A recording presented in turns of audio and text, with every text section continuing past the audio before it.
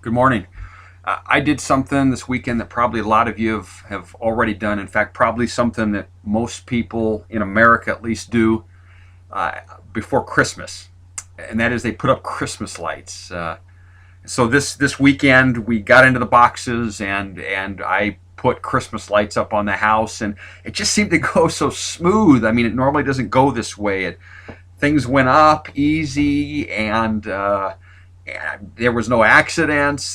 Those of us that were working together in the family, it went well, and nobody was on each other's nerves. And then as the sun went down, kind of like Chevy Chase there in his Christmas movie. Ethan gathered us all, or my son Ethan, 10 years old, gathered us around outside, and he plugged in, and everything went on, and it was beautiful, and it looked.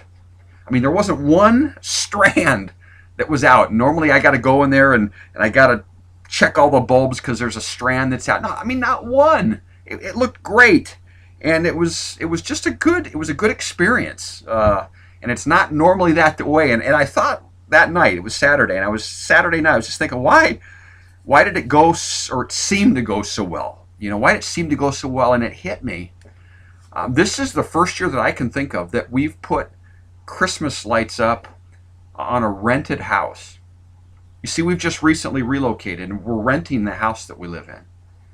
And so we put Christmas lights up on a rented house.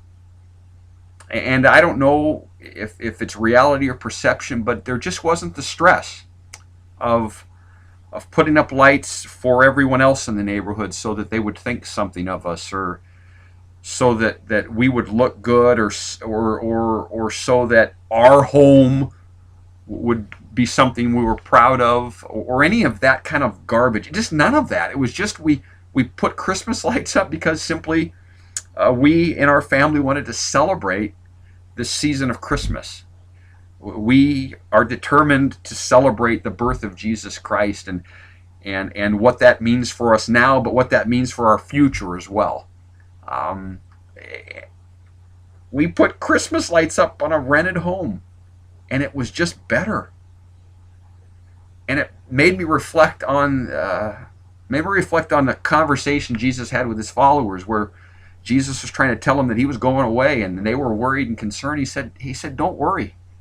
He said, "I'm going to leave you in a bit, but I'm going to go and I'm going to prepare a place for you. And when it's time, I'm going to come and I'm going to get you, and you're going to be with me where I am always." And then he says, "You know what? If this wasn't the truth, I wouldn't tell you this." Modern version, you know what? You're living in rented space right now, but I'm going to go and prepare a place for you that's going to be for good, where you will reside forever, and then you'll come and you'll be with me. This world, he's saying, it's not your home. I'm going to go prepare your real home, where we can be together forever.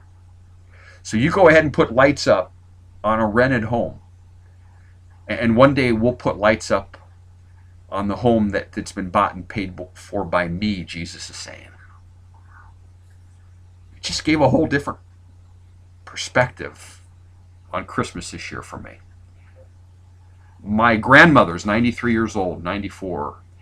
And just about every time I go to see her, she can't remember a lot, but what she does remember is hymns, the old hymns. And there's one hymn that every time I go, it seems like she repeats to me over and over again, and I'll close with that.